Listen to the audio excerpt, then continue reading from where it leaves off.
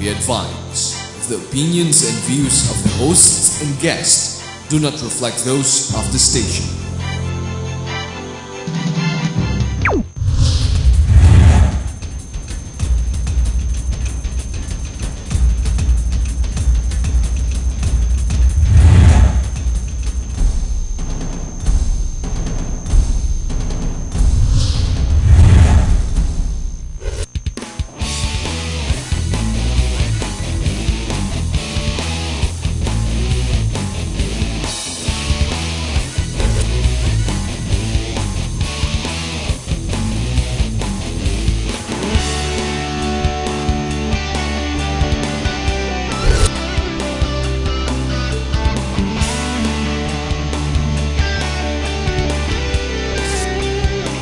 You are what you watch.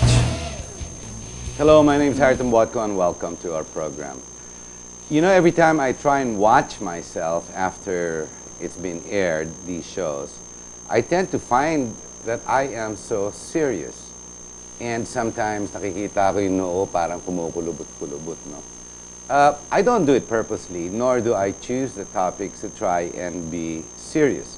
But are we not at serious times? Don't we have real serious issues to contend with? Are not things that are going on, be in politics and business, real serious stuff? Now, I can only say to you my points of views, which is basically the layman's point of view, or what we call, well, since I'm a businessman, I like to think I'm a businessman, an entrepreneur of sorts, I can only give you my personal points of views. Now, I also like to bounce off those that I hear from many different people. The man on the street, the guy who stops me in the supermarket or wherever and gives me his point of view because he calls me Mr. Talk to Harry. I find this all very cute and interesting, and this is where I draw, I guess, my conclusions or my points of views. Now, the issue tonight we're going to talk about, again, is something serious. The seriousness of this whole topic is about the conflict about the Constitution, or what we call the different branches of government na parang nag-aaway, no? We've seen GMA and we've seen the hoopla. Let's see how things happened trying to extricate her from one hospital to another, which took some 9 to 10 hours, interestingly enough. It seemed to me, my perception was that no one was taking charge, very much like the Luneta hostage. No one was taking charge, no one was making any decisions. It just kept delaying, nobody knew what was going on. Now, that doesn't bode well for government. Now, never mind that. Let's look at the other issues that continue to hound us.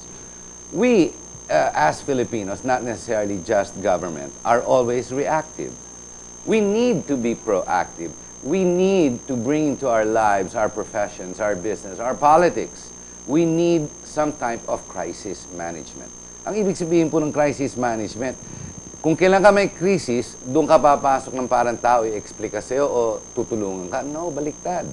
Crisis management is what I call forecasting or future strategic management to see to it that you don't reach that point of crisis. And if you do, you already have what they call plan A, B, C, D, E. The military is very much like this, the military generals, the professionals that have to do with what you call daily crisis. Because after all, the battlefield is all about crisis management.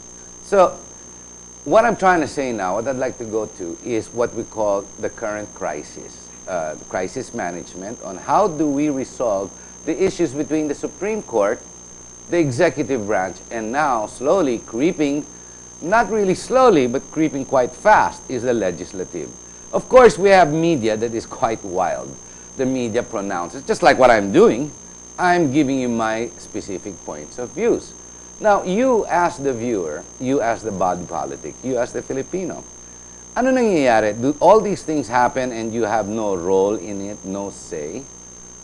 In reality, you should. In fact, you should be the real player. You should be the guy on that joystick and saying, hey, after all, whatever the leaders do, and these people have the mandate, they only represent you. That's what they're called, representatives when it comes to the legislative. The senators, I think somehow all of them think one day they all want to become presidents, you know. Never mind that. Let's look at the Supreme Court, which seems to stand alone and independent. there's a looming bias that because they were put there, appointed by the past president, that they're totally biased. Well, it does look like that, doesn't it? But nevertheless, it's called the theory of how we do checks and balances in this government. To have an over-assertive president, to challenge the role of the Supreme Court justice, the head no less, well, does not bode well for the politics that are playing out. Ang talo po dito, at the end of the day, is ang Pilipino at ang bayan, the Republic of the Philippines.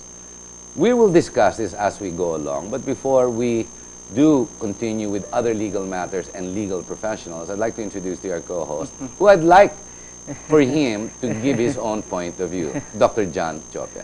Thank you, Harry. Great day, ladies and gentlemen.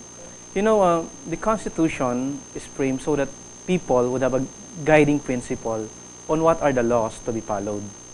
There are three departments in the Constitution: the judiciary, the legislative, and the executive. And as they say, they are co-equal branches, and each branches should be respected. The problem right now is that, is there respect right now on the different branches? They say that if the judiciary would come up with a decision, and that is the Supreme Court, that is final, and nobody should question that, even the president or even the legislative. But if there are certain abuses being being perpetuated or sometimes being violated by the judiciary, that's a time for the check and balance would come in, so the impeachment process would be there. You know, as we go along with the present issues in our government right now, there are so many people coming up with so many opinions. Sometimes it is the emotions that is coming into us and not the mind that is moving, which means that most people right now are dealing with emotions rather than logic and rather than critical thinking, which means that it is a battle of propaganda. And the battle of propaganda right now create a constitutional conflicts, as if even people from the streets, from the certain Barberia and Peria and so many kapitbahay there in neighborhood would say that there are problems. They would say that the president is right. And they would say that, oh, Corona is being agreed by the president. The president is bullying the judiciary. And they would say the judiciary is abusing their authority. You know, with all these issues right now, I wonder that it might come up with a certain mob. Maaaring magkagulo po, mga kaibigan eh. Nalilito na ang mga tao. And the role right now of the people, specifically in media, in broadcasting, should open up the perspective so that people would learn. You know, ang nakakalungkot dito, mga kaibigan, eh, ang daming lumalabas na opinion, mga propaganda, na kung saan ang mga tao ay nagkaka-divide-divide na. People would say that Corona, or the judiciary, or the Chief Justice is abusing his authority because he was a midnight appointee by the former president. And that is a problem. You know, sa nakikita natin sa lipunan ngayon, sa perspektiba ng bawat uri ng klase, maging sa Class A, Class B, Class C, Class D, and Class E, is that lahat ay may kanya-kanya ng pananaw ukol sa nangyayari. Habang ang tao ay nalilibang dito sa Sarsuela yata, o sabihin nating telenovela ng judiciary, ng executive, at ng legislative, there are so many things na hindi na yata natutugunan ng ating pamahalaan. Nandyan po ang kahirapan, nandyan po ang gera sa Mindanao, gera sa insurgency, mga problema sa edukasyon, social welfare. So, the president's role is to execute laws. And the role of the judiciary is to interpret the law. And the role of the legislative is to make laws. Ang tanong, mga kaibigan, is that ginagawa ba nila ang kanilang mga functions? Is the president executing laws by criticizing the judiciary? Or is the legislative doing what they are tasked to do, to make laws for the benefit of the people?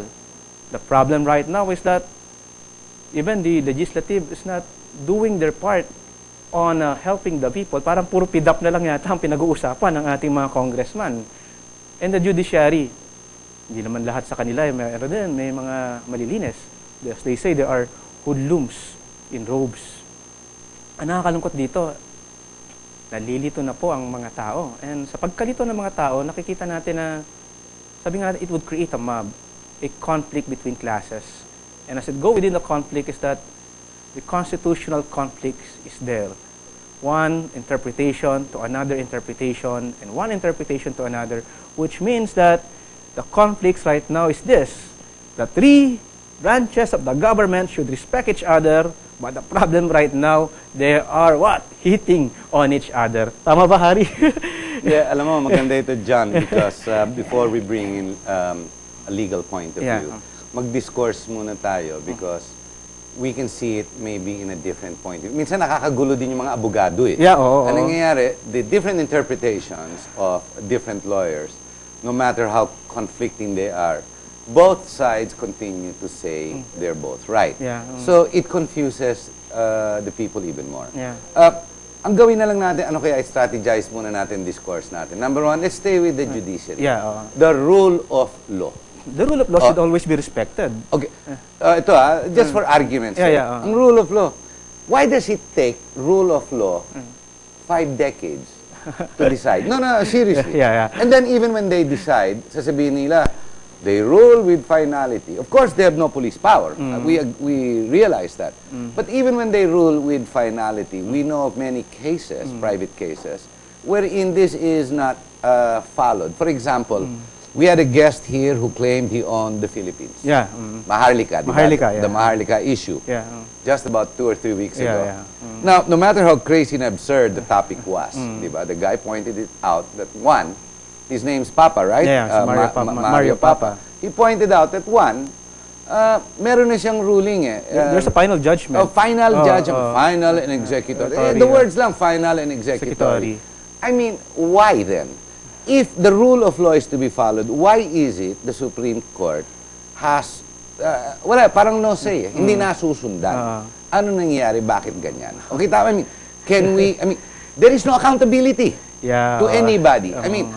To me, I've been always hitting the judiciary. Not for anything. Before we go into the conflict with the executive, walang accountability, kaya wala natatakot eh. Wala natatakot sa batas. Kita mo yung tao sa kalye, mga taxi driver, jeepney driver, bus driver.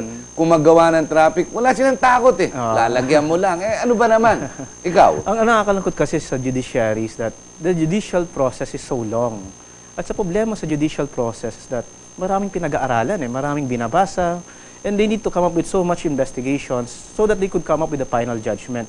And at the end, they would dismiss the case based on technicalities. No, so there you are. Is it a joke then? Yeah. But their role, they have a mandate. They have to do something. They have to rule on something. Why is it dun bumabagsak? I mean, we've got this Ampatuan case that's ongoing. It's a year and a half, 2 years. Wala pa, hindi pa nag-umpisa. It's all technicalities. It's called legal jargon. I call it bullshit. What else can it be? And then you want that the rule of law be followed, that they, di ba? The Supreme Court is the cause of it because they can't even make this. Imagine the Webb case. 16, 17, 18, 19 years. And then we want rule of law. Kung sila nalilito sila eh. Ewan ko yun lang ang basa ko. And talking about Corona, you brought that up. Totoo naman midnight appointee. Do you agree with me? Disagree with me? How many days before nalagay siya? Di ba? Sure, CF Puno was as Chief Justice, CJ Puno was coming down, mawawalan daw, mababakante daw for 2 weeks or 4 weeks. Oh, come on. The judges know what they're doing in the Supreme Court. Totoo naman, midnight appointee naman eh. Totoo naman, lahat ng mga justices naman, nalagay naman ng presidente. But that was 9 years. How can she not? Di ba? Kaya nga sa nakakalungkot dito is that pag nakita mo yung judiciary, nakita natin yung justice system, the ordinary people would say that parang ang hustisya ay para dun lamang sa mga may pera. Totoo naman eh.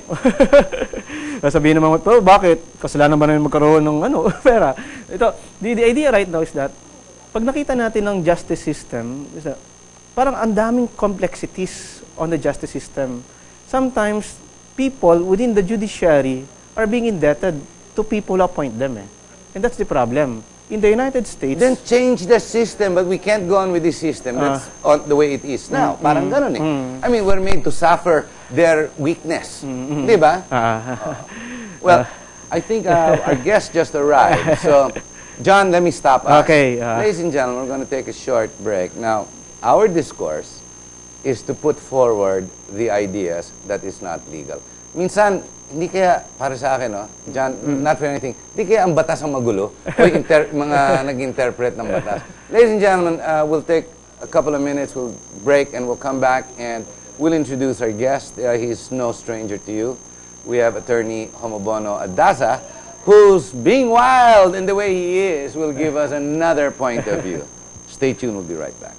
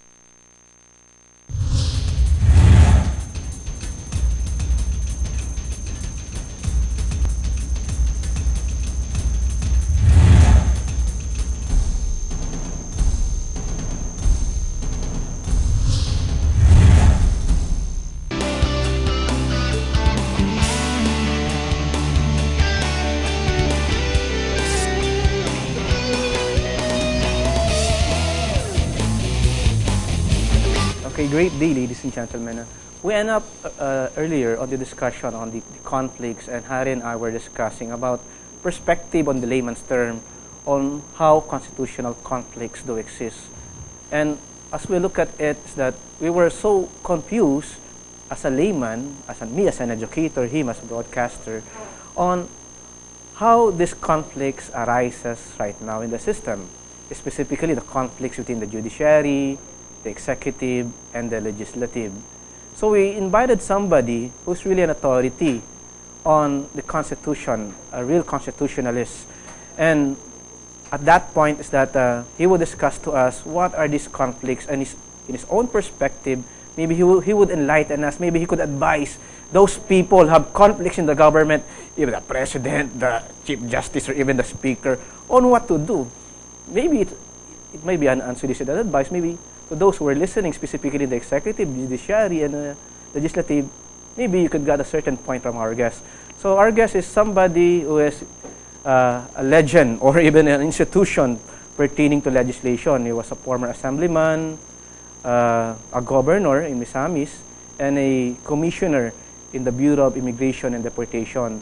So we introduce to you our guest, none other than Attorney Homobono Adasa. We call him Bono, not Homo, okay? That's right.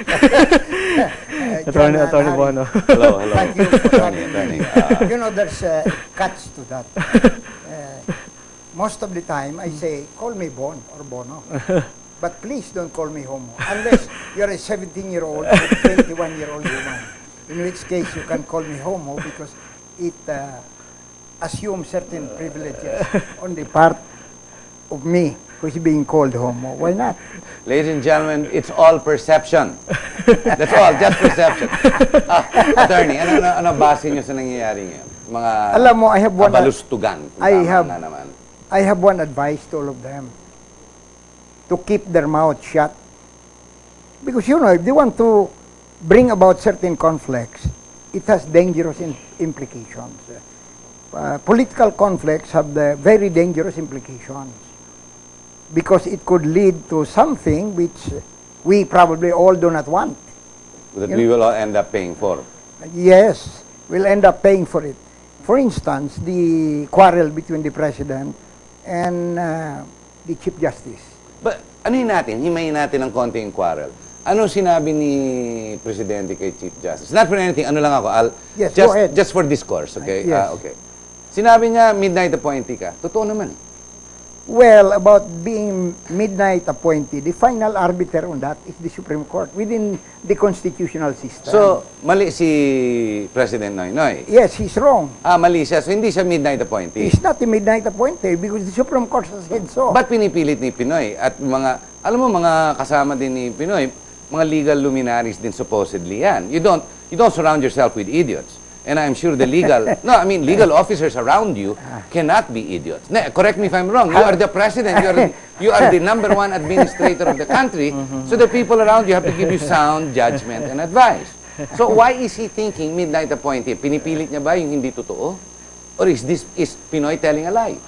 Well, not necessarily telling a lie, but he's following legal advice which is based on the Constitution. Pero So mali ang legal advisors niya. Of course, but there are many idiots also among lawyers. So the Don't get- lawyers, so the legal advice he's getting are the idiots that are all in Malacanang is what you're saying. Very idiotic advice. I will not call them idiots. pero Tony, what Well, idiotic advice come from idiots. Well, what else there's no way to skin a cat. You know, Harry, if you call somebody an idiot, you're liable to libel. But if you say that the statement is idiotic, you're not liable to libel. Oo.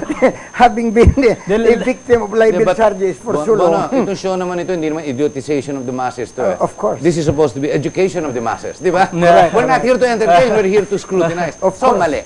Mali. Mali. Mali. Okay, I didn't realize mali ako doon. Because Mali within the pala siya. context of the constitutional system, the final arbiter Please on the explain, interpretation of the law is the Supreme Supreme Court. Court. In the words of some justices of the United States, and this is a tradition in America, the decision of the Supreme Court is not final because it's infallible. It is infallible because it's final.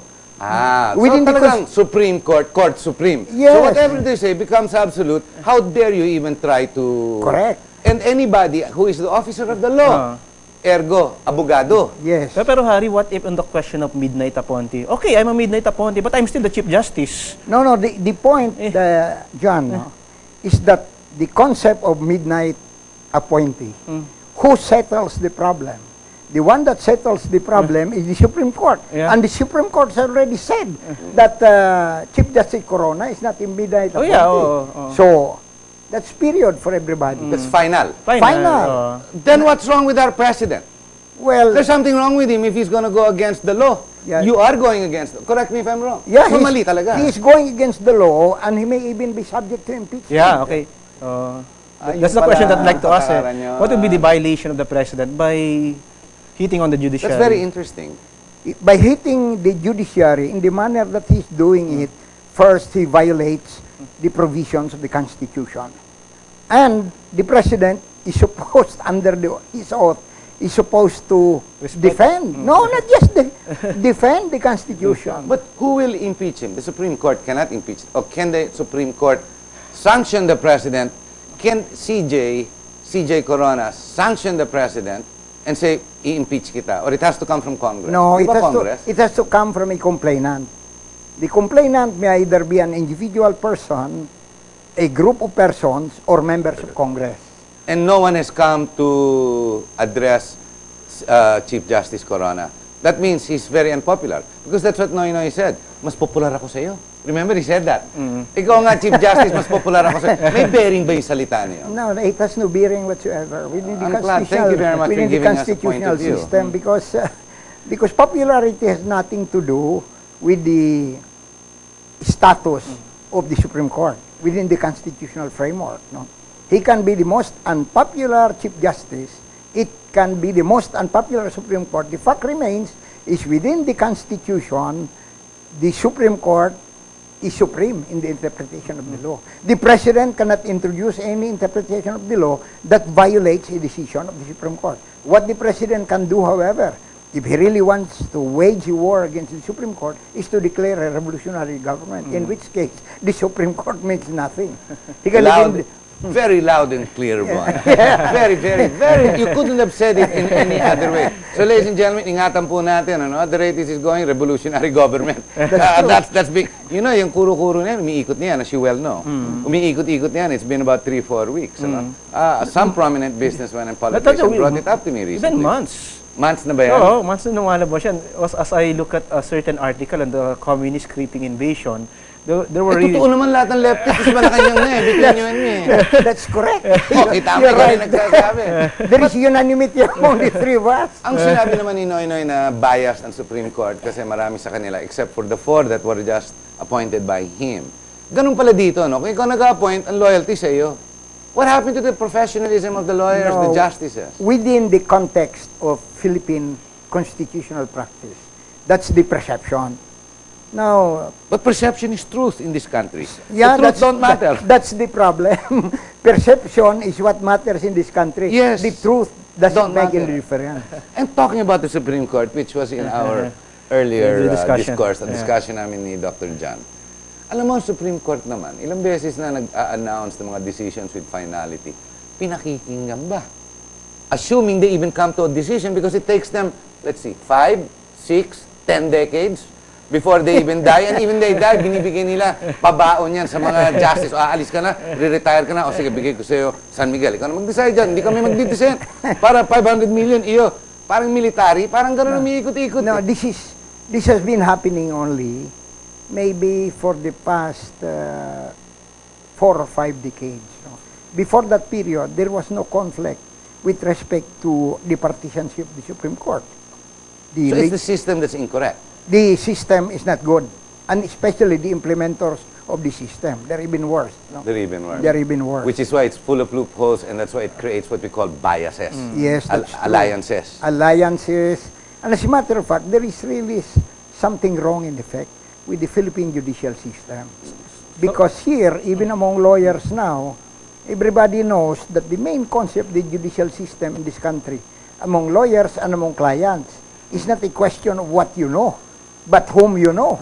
That's a major problem in the judicial system. Bonam, we have a lot of good schools. That's legal correct. schools. Ateneo, UP. Let's stay there. San Beda. Yes. Very good schools. The academe should be the one to bring this up, bring it to the attention, and Pagia always says this. Attorney Pagia always brings this up. Why is it the legal in the academe don't do anything about it? Everybody is always defensive and reactive. Why don't they become proactive and correct what is wrong? The reason for that is all of them are involved in money. So lahat madumi. Money. Yun ang sinasabi ni Mauricio, batas Mauricio Mauricio naman last dati, week. Yeah. Lahat madumi. Well, that's the rule. There are also exceptions. Because for every rule, there is always an exception. Pero attorney, That's too sweeping a conclusion Attorney- if it does not provide for an exception. Attorney Bono, in terms of the conflicts, ano yung mga conflicts that you observe that the executive have done right now in the Constitution? Well, the conflict is that there were issuances of the executive department, especially of the president, which did not do well with the Supreme Court. And I think the Supreme Court, even if I'm not in love with the court, no, In Truth Commission, that's first and foremost. That's the first and foremost. The Pero Truth mali naman Commission. yung Truth Commission para sa akin, layman ako eh. And it's ill-advised. Ill-advised. Whoever are the lawyers who advised the president to do that should be hanged in the nearest Meralco lamppost. Legally, legally. Na, I don't mean it physically because that would be dangerous. No? They should. But don't the people suffer if we go around legal jargon, small talk here, small talk there, when everybody knows the problems, the real problems? Like sinabi mo na eh, alam mo may conflict ka sa, may problema ka sa korte, may dinala ka, may demanda ka, kawawa ka kung wala kang pera at ang abogado mo walang Walang clout. Oh, walang clout, walang kilala. Before you answer that, we're going to have to take a short break, attorney. Ladies and gentlemen, stay with us. We'll be right back. I'm sorry we've had to have 2 different breaks because I was told to talk more than 35 minutes. It's a little too long. Maybe they're correct because it's called the attention span. After 1 minute, it's gone. Imagine, no woman's walking in front of us, and yet it goes away. Ladies and gentlemen, we like to educate you and not make you idiots. We'll be right back.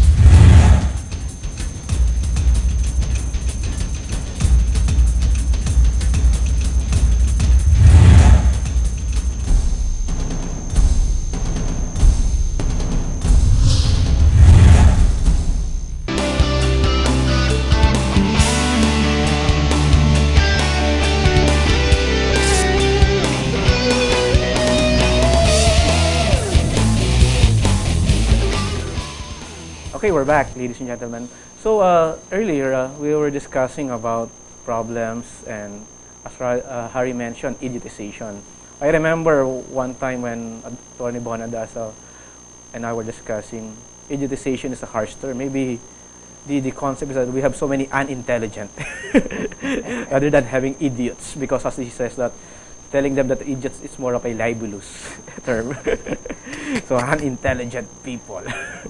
So the idea right now is that we continue with the question on what are the conflicts that the executive department have done in the Constitution. Yeah, as mentioned earlier by Harry, the first area of conflict, maybe there's even a point that antedated that. This is the Truth Commission. But even before the Truth Commission, when the President was inaugurated, he refused to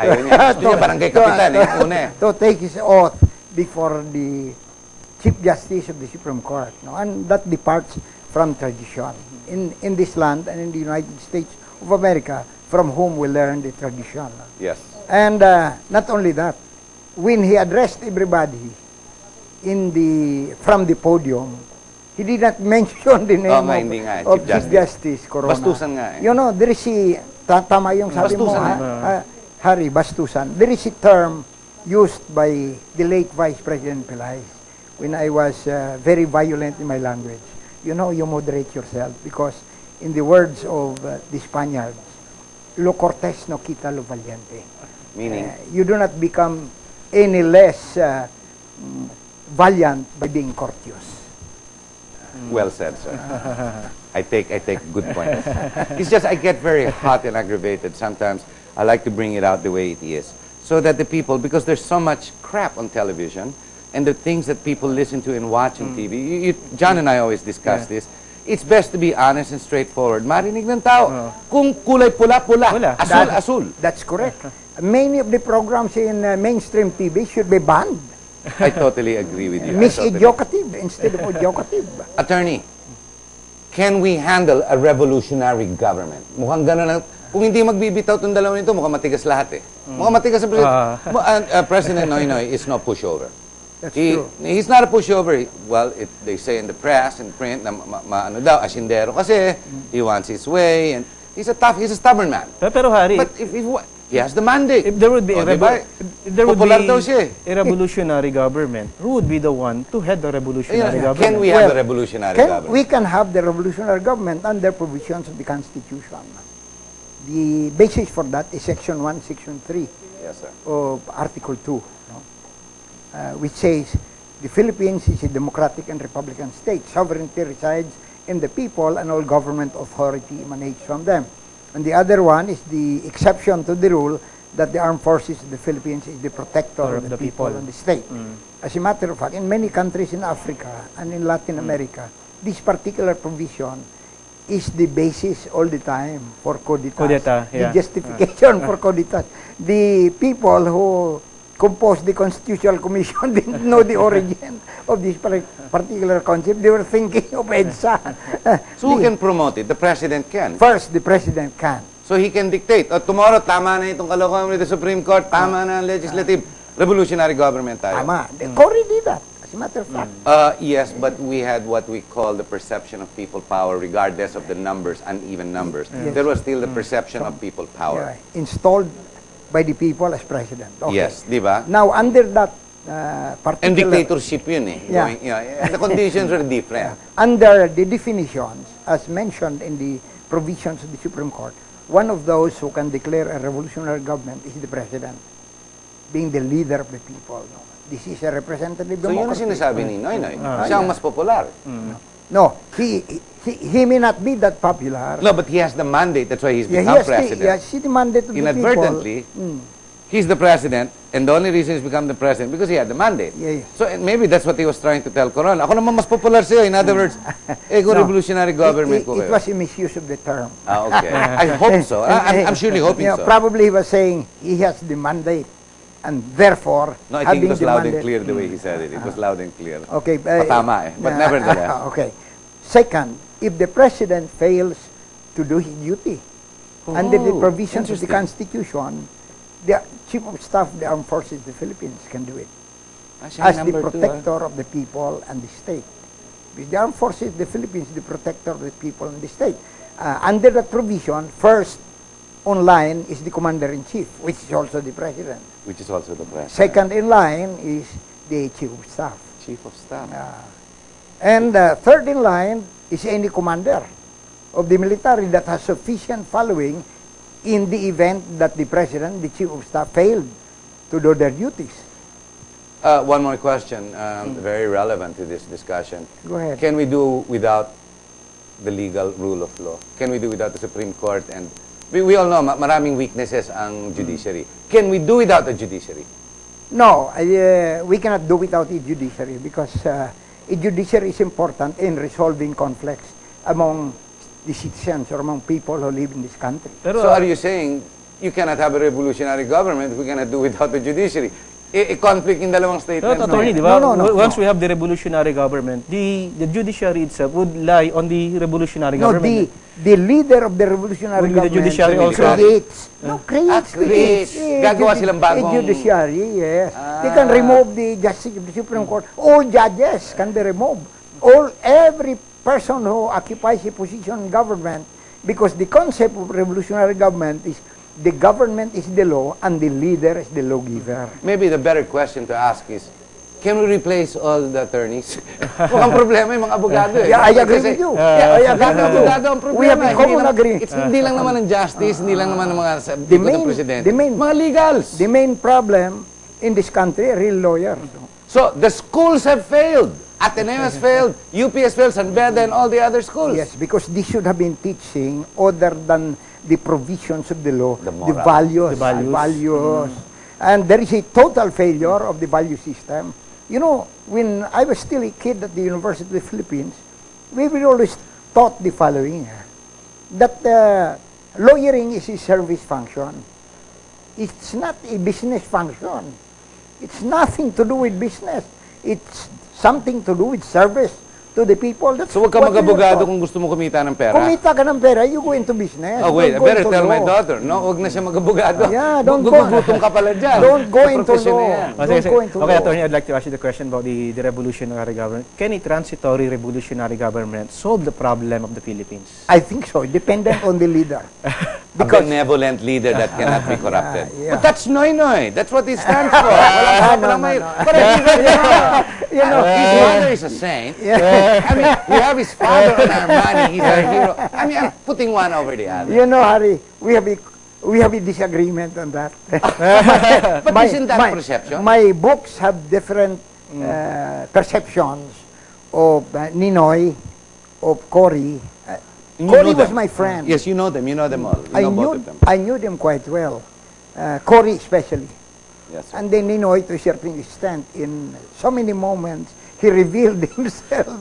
Oh, okay, attorney. What should the leader or the head of a transitory revolutionary government would do first if he heads the transitory revolutionary government? Organize the government first. Okay, okay. He should have the best and the brightest in the land. Maybe have Harry here, handle media, so that media, mainstream media, not involved in making idiots out of everybody. It would be different.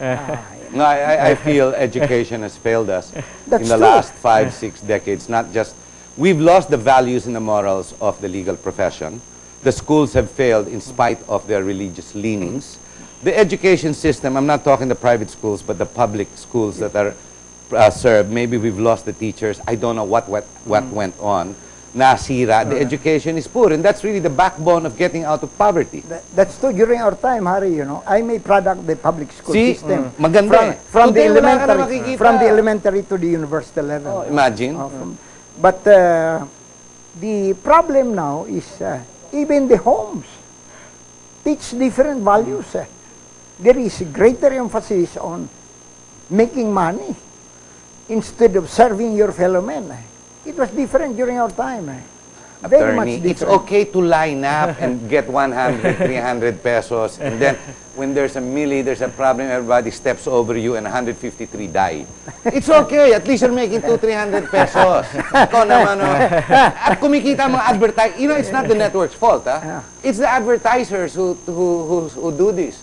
You know, it's all the advertising agencies. and the products that are promoting, it's also business. That's- It's the consumer products that promote it. That's their problem. Because if there's going to be a revolutionary government, Sila din that babagsakan. kind of behavior should change. Okay, Attorney, you mentioned You first get the Regulation. the best and the brightest. Aside from getting the best and the The brightest, best and the brightest Number two. is to have a vision of the country. so what would be the vision? The vision of the country, from my point of view, no, are the following. Meron naman tayo tuwid na daan. No, the straight road can lead to hell. No? It can The road lead to the brink. perdition. Yeah, the road to perdition. It's not a question of the straight road. The problem is this. You should have a vision of the country that's very clear. Like our problem, as Harry said here, is education. There are 95 million Filipinos. 5 million can afford to go to college and go to graduate schools, not only here, but outside the country. What about the 90 million? If this is a democracy, a government of the people, for the people, and by the people, what happens to the people who cannot even finish high school, who cannot go to college and much more graduating college? A democracy needs a very intelligent and educated citizenry. You give free education. But we already have no less than the best, supposedly, who is also a man of the robes, si Armin Luistro. I mean, supposedly, he's got the morals, the values, that's what he promotes. A Lasallian brother at that. Di ba? That's supposed to be his role. And is he, I don't know if he's achieving it, but I'm just saying. I don't know what he's doing, but the educational system, whether private or public today, is a dismal failure from my point of view. I talk with the kids from Catholic schools and also from the public school system. Kulang tayo ng national identity. That's true. We don't know who the Filipino is. We don't know if he's corrupt, if he wants to be the movie star. Di ba? You see here, pag lumabas about your past and your, kanyari, you have 15 wives or 20 wives. Alam mo, ang Pilipino, papalakpakan eh. Sa Amerika, may konting discretion ng look at Herman Cain. He's dropped out. No, Di ba? there are several people in the United States of America who lost the nomination on the Correct, question because of of woman. But here, kasi tayo, you know, when I was a delegate to the Southeast Asian Goodwill Tour, no, sponsored by Magsaysay in 1956, this was the thing that surprised me a lot. When we were in Indonesia, almost everybody was in the teaching profession. They were in the college of education. So I said, My father told me the same thing. why are you Everybody, grouping in the college of education? Well, the number one problem in this country is poverty. So do your part. Magturo ka when you graduate. Ito, teacher to eh. Poverty and ignorance. We have to educate our people. We have to have a democracy here. Attorney, we're already at the top of the hour. And, alam mo, with a guest like you, dapat 2 hours. 2 hours, yeah. Why not? Your message to our viewers, anything you want to say? Siguro, anything you Harry, wanna what would promote? be his advice to the people? Kayo po.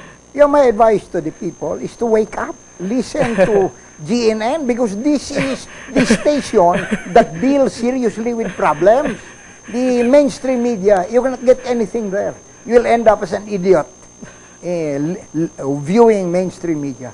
This is the only station that I know, not because I get invited here, I know that deals with problems straight on, and take the bull by the horns. Well, like I said, it's not the idiotization of the masses. John? Yeah, you know, ladies and gentlemen, we learn a lot from Attorney Adasa, and as we heard from him, there's so many things that we need to look at in terms of issues right now that is happening in the government. One thing is that, as Harry mentioned, from so many shows that we have, is that critical thinking. People should have the critical thinking thought, and people should be open to analyze what are the issues in the society. Because a thinking Filipino is a nationalistic Filipino. And within that point of view, I think if people would just be thinking on all the issues and would know what is happening within the country, I think this country would be healthy. That's it, Harry. Great day. Okay, how do you end with something as powerful as these two? Ang pagmamahal po ng bayan, at kung wala sa puso mo at hindi mo mahal, wala na. Tama yan, mangisda ka na lang, manood ka na lang ng mainstream TV. Kasi wala ka namang pagmamahal. Yun ang kinukulang natin sa bayan ito eh. Tsaka pag wala kang pagmamahal sa bayan, yung pagmamahal mo sa asawa mo, sa mga anak mo, tsaka mga kasama mo sa syudad, huwag ka namang loloko. Wala rin. Because you don't respect your environment, you don't respect the country and what God has given you. So it's all worth nothing.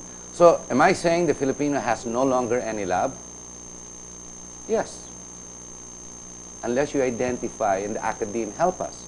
In the legal minds or real luminaries who have moral character and background, who are not sold to money, will actually create that one formula.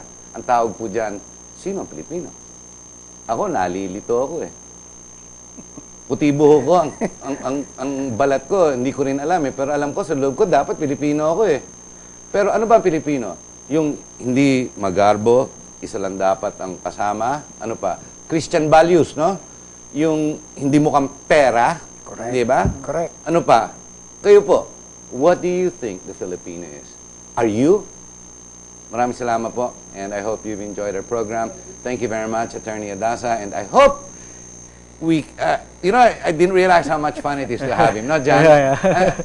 Thank you. To sit with you, it's easy because it's quick, and not only that, your points of views, I think we share a lot in between. Maraming salamat po. We'll be back next week.